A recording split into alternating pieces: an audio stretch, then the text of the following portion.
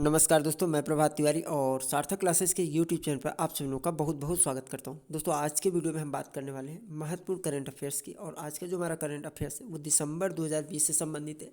आज के current affairs में दोस्तों हमने ये प्रयास किया हुआ है कि जो भी डेटा जिस भी डेटा का संकलन किया जाए वो आपके एग्जाम की दृष्टि से बहुत ही महत्वपूर्ण होना चाहिए और कम से कम शब्दों में अधिक से अधिक महत्वपूर्ण जानकारी आप लोगों तक पहुंचनी चाहिए, जिससे कि आप लोग आगामी परीक्षाओं में पूर्णतः इस वीडियो से लाभान्वित हो सकें। तो चलिए दोस्तों, स्टार्ट करते हैं आज का वीडियो। और सबसे पहले बात करते हैं सूर्यधार झील। सूर्यधार झील कहाँ पर है? तो यह एक स्थान है डोईवाला, देहरादून में। इसका भी हाल ही में लोकार्पण हुआ है। यह 28 मीटर चौड़ी है और 10 मीटर गहरी है और इसकी क्षमता जो है 77,000 क्यूबिक मीटर है। तो मुख्य तथ्य है कि सूर्यधार झील किस राज्य में स्थित है? तो उत्तराखंड में। कहाँ पर? देहरादून में। सहकार प्रज्ञा। सहकार प्रज्ञा क्या है? राष्ट्रीय सहकारी विकास निगम यानी एनसीडीसी की एक पहल है। राष्ट्रीय डेयरी विकास बोर्ड यानी एनडीडीबी की नई अध्यक्ष कौन है? तो यह है वर्षा जोशी और इन्होंने स्थान लिया है दिलीप रथ जी का। एशियाई विकास बैंक यानी एडीबी ने future of regional corporation in Asia and the Pacific यानी एशिया और प्रशांत क्षेत्र में क्षेत्रीय सहयोग का भविष्य नामक शीर्षक से एक नई पुस्तक जारी की है। तो इस पुस्तक का नाम क्या है? एशिया और प्रशांत क्षेत्र में क्षेत्रीय सहयोग का भविष्य। यह पुस्तक किसके द्वारा जारी की गई है? तो एशियाई विकास बैंक के द्वारा। आगे बात करते हैं बहरीन ग्रैंड प्रिक्स 2020 खिताब किसने जीता है? लुइस हैमिल्टन ने।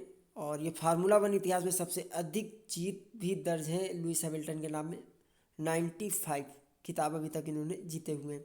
विश्व एड्स दिवस जैसा आप लोग जानते हैं 1 दिसंबर को मनाया जाता है। और दिवस तो चाहे ना पूछा जाए, लेकिन जो इसकी थीम होती है वो अक्सर पूछी जाती है। तो हिंदी में अगर बात करें थीम क्या है, तो यह है वैश्विक एकजुटता, साझा जिम्मेदारी यानी ग्लोबल सॉलिडेरिटी, शेयर्ड रिस्पॉन्सिबिलिटी।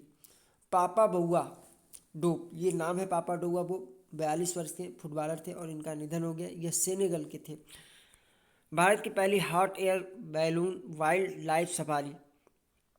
तो भारत की पहली hot air balloon wild life safari कहाँ पर है? बांधवगढ़ राष्ट्रीय उद्यान, जो कि मध्य प्रदेश में है। भारत का सबसे बड़ा हॉकी स्टेडियम कहाँ पर बनना प्रस्तावित है? तो यह प्रस्तावित है Biju Patnaik university of technology campus, Orissa.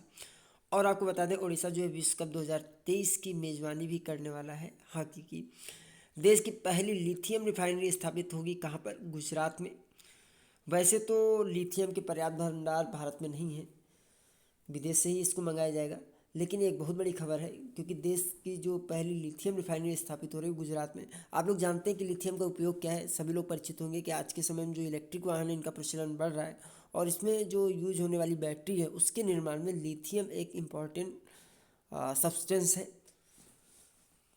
अगर हम यूएस एयर क्वालिटी इंडेक्स की बात कर लें इस वर्ष की, तो लाहौर जो है दुनिया का सबसे प्रदूषित शहर बना है। और अधिक खुश होने वाली बात नहीं है दोस्तों, दिल्ली का भी नाम है इसमें।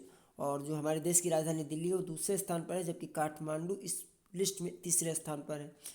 न्यूजीलैंड ने की जलवायु आपातकाल की घोषणा। इंटरनेशनल से यह क्वेश्चन इससे पूछा जा सकता है कि किस देश ने हाल ही में जलवायु आपातकाल की घोषणा की है? तो न्यूजीलैंड ने।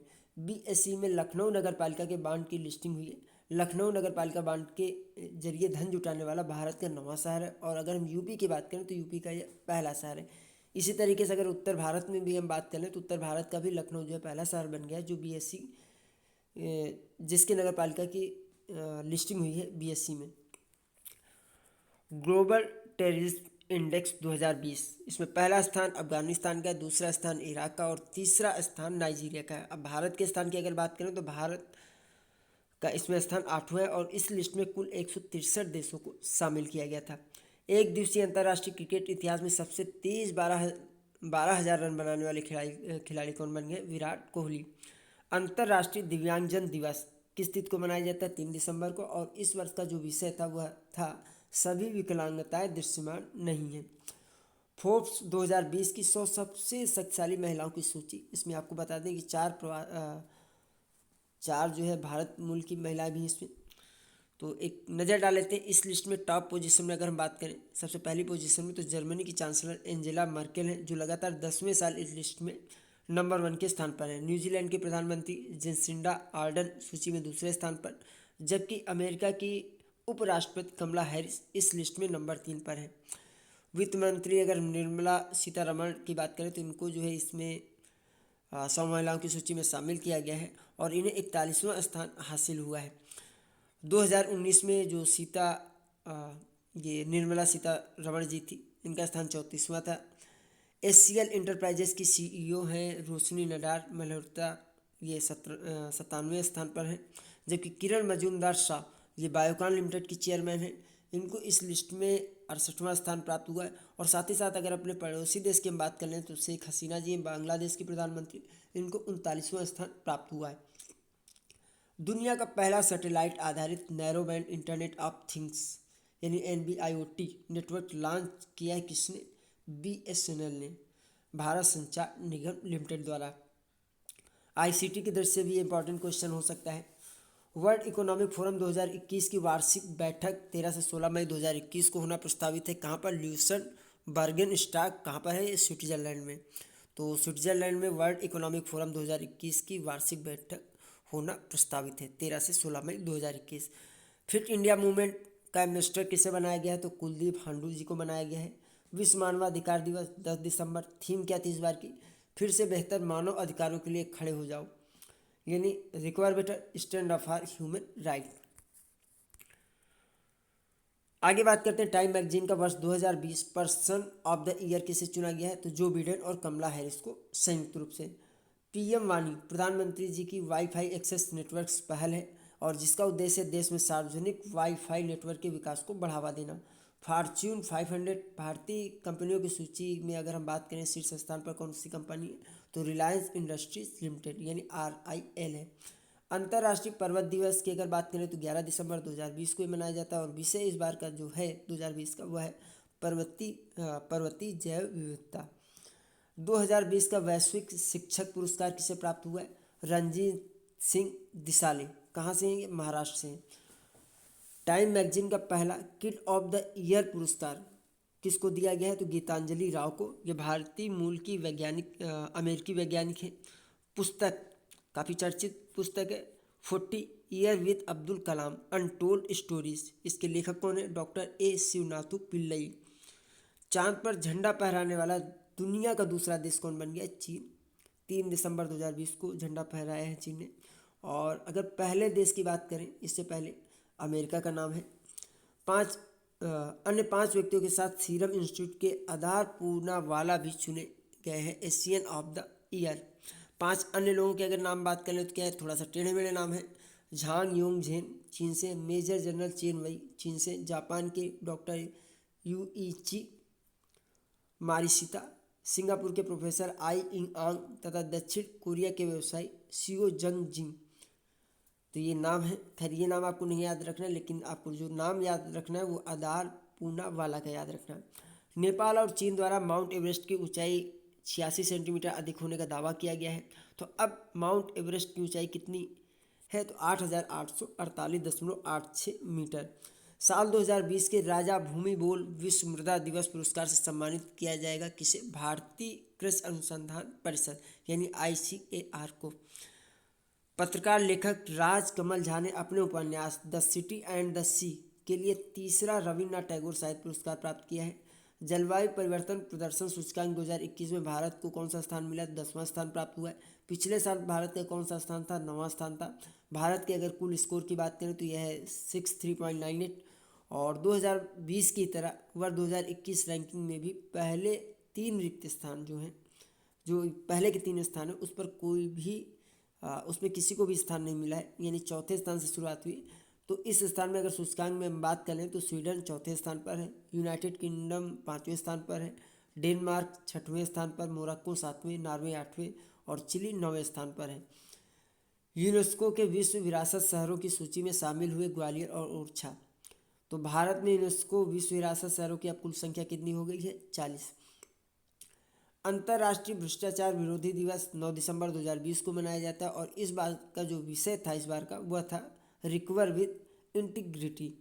WHO फाउंडेशन का पहला मुख्य कार्यकारी अधिकारी किसे नियुक्त किया गया है? तो अनिल सोनी को नियुक्त किया गया है। नीति आयोग ने जारी किया विजन 2035 श्वेत पत्र और इसमें भारत में जन स्वास्थ्य निगरानी की बात की गई है। Golden peacock environment management award 2020 किसे दिया गया है? तो यह दिया गया है steel authority of India limited यानी सेल को। मानव विकास सूचकांक 2020 की की बात करें तो भारत का कौन सा स्थान है? मानव विकास सूचकांक 2020 में 131वां स्थान है। संयुक्त राष्ट्र विकास कार्यक्रम द्वारा इसको जारी किया जाता है मानव विकास सूचकांक 2020 को। और प्रथम स्थान पर अगर हम बात करें तो नॉर्वे है। किसान कल्याण मिशन ये किस राज्य की स्कीम है? तो उत्तर प्रदेश सरकार द्वारा किसानों के कल्याण के लिए ये मिशन प्रारंभ किया गया है। 2020 के बेस्ट फीफा प्लेयर का खिताब किसे दिया गया है? तो यह दिया गया है रॉबर्ट लेवांडोव्स्की। अंतर्राष्ट्रीय प्रवासी दिवस 18 दिसंबर को मनाया जाता है। और अंतर्राष्ट्रीय प्रवासी दिवस 2020 के विषय की अगर हम बात करें जो कि बहुत ज़्यादा इंपॉर्टेंट है तो यह है reimagining human mobility. Human freedom index 2020 में भारत को कौन सा स्थान मिला? तो 111वां स्थान मिला है। 2019 में भारत की रैंकिंग कितनी थी? 94 थी। किसमें? ह्यूमन फ्रीडम इंडेक्स में। Reality TV star Kylie Jenner को फोर्ब्स द्वारा साल 2020 की सबसे अधिक कमाई वाली सेलिब्रिटी का खिताब प्राप्त हुआ है। एक नई रिपोर्ट और आ गई है दोस्तों तेंदुओं पर। तो भारत में तेंदुओं की स्थिति 2018 की रिपोर्ट जो है अभी हाल ही में जारी की गई है। तो इसके अनुसार 2014 के बाद से भारत में तेंदुओं की आबादी में 60% की वृद्धि हुई है। 2018 में भारत में तेंदुओं की संख्या कितनी हो गई है? अब 12,852 हो गई है। सबसे अधिक तेंदुए कहाँ पर हैं? तो मध्य प्रदेश में 3421। उसके बाद नंबर आता है कर्नाटक का 1783। और तीसरे स्थान पर महाराष्ट्र 1690 तेंदुए हैं। तो यहाँ पर जो क्रम है पहला दूसरा तीसरा बहुत इंपॉर्टेंट हो जाता है। कितने प्रतिशत की वृद्धि हुई? 60% की। और वर्तमान में कुल तेंदुओं की संख्या कितनी है? 12,852। तो ये फैक्ट आपको याद रखना होगा। खेल मंत्रालय ने खेलो इंडिया यूथ गेम 2021 में 4 देसी खेल को शामिल किया है। ये 4 देसी खेल कौन से हैं? देख लीजिए। पहला है गतका, कलरी पायुट्टू, थांग ता और मल्लखंब को शामिल करने की मंजूरी दे दी गई है। थोड़ा टेढ़े नाम है, आप लोग इनको याद कर लीजिएगा। अमेरिकी राष्ट्रपति डोनाल्ड ट्रंप ने हमारे प्रधानमंत्री नरेंद्र मोदी जी को अमेरिका के सर्वोच्च सैन्य सम्मान कौन सा है? लीजन ऑफ मेरिट प्रदान किया है। एक बहुचर्चित पुस्तक है अयोध्या जिसके लेखक है माधव भंडारी। तो पूछा जा सकता है कि अयोध्या पुस्तक के लेखक कौन है? तो माधव भंडारी जी हैं। पुस्तक कोविड-19 सभ्यता का संकट और समाधान इसके कौन लेखक है? इसके लेखक है कैलाश सत्यार्थी। नीति आयोग ने लॉन्च की क्लाउड स्टोरेज सेवा जिसका नाम है डिजी बॉक्स। नीति आयोग ने स्वदेशी रूप से विकसित भारत का पहला डिजिटल एक्सेस मैनेजमेंट और स्टोरेज प्लेटफॉर्म डिजी बॉक्स लॉन्च किया। देखिए ये भी क्वेश्चन आपका आईसीटी के अंतर्गत महत्वपूर्ण हो जाता है। डिजी बॉक्स में 20 GB क्लाउड स्टोरेज स्पेस जो है मुफ्त में दिया जाएगा। और अगर आपको इससे अधिक स्पेस की ज़रूरत है तो उसके लिए आप जो 30 रुपये प्रति माह पेमेंट करके 100 GB तक का जो स्पेस ले सकते हैं। वर्ष 2026 के अंत तक चंद्रमा पर पहला परमाणु रिएक्टर स्थापित करना चाह रहा है कौन? संयुक्त राज्य अमेरिका। अंटार्कटिका में मौजूद बर्फ की सबसे बड़ी चट्टान है A68, काफ़ी चर्चा में रही है, का एक बहुत बड़ा हिस्सा जिसका आकार है लगभग 5,800 स्क्वायर किलोमीटर। यानी अगर हम बात करें एक बड़े राज्य से भी कहीं अधिक इसका आकार हो जाएगा। अगर हम बात करें दिल्ली की तो दिल्ली से भी ये कई गुना बड़ा है। और ये बर्फ़ का टुकड़ा A68 जो है काफ़ी तेज़ी से समुद्र में खिसक रहा है और ये दक्षिण जॉर्जिया की ओर बढ़ रहा है। तो किस देश को सबसे ज़्यादा खतरा है? दक्षिण जॉर्जिया को। ड्राइवर के बिना चलने वाली देश की पहली मेट्रो रेल कहाँ पर संचालित की गई है? तो दिल्ली में संचालित की गई है। भारत की पहली स्वदेशी निमोनिया वैक्सीन का क्या नाम है? न्यूमोसिल नाम है। भारत की सबसे युवा मेयर कौन है? तो यह है आर राजेंद्रन, 21 वर्ष उम्र है। और यह तिरुवनंतपुरम नगर निगम के अंतर्गत मेयर है केरल में। सोन नदी पर बने कोइलवर पुल का उद्घाटन किया गया है। यह पुल क्यों चर्चा में है? कोइलवर पुल इसलिए चर्चा में है कि बिहार के कोइलवर में सोन नदी पर 158 वर्षों बाद नए पुल की सौगात मिली है। एशिया में 2020 के गोल्ड मैन पर्यावरण पुरस्कार के विजेता कौन है? तो यह है पाल सिंधवा, म्यांमार से ही। चीन ने बनाया परमाणु ऊर्जा से संचालित कृत्रिम सूर्य। वास्तव में यह एक नाभिकीय संलयन रिएक्टर है जिसका नाम है HL2M टोकामक रिएक्टर के नाम से इसको जाना जाता है। लक्षद्वीप 100% ऑर्गेनिक दर्जा पाने वाला बना भारत का पहला केंद्र शासित प्रदेश। और अगर देश की बात कर लें, राज्य की बात करें, तो इससे पहले जो है सिक्किम ऐसा राज्य है जिसे कि 100% ऑर्गेनिक का दर्जा प्रदान किया जा चुका है।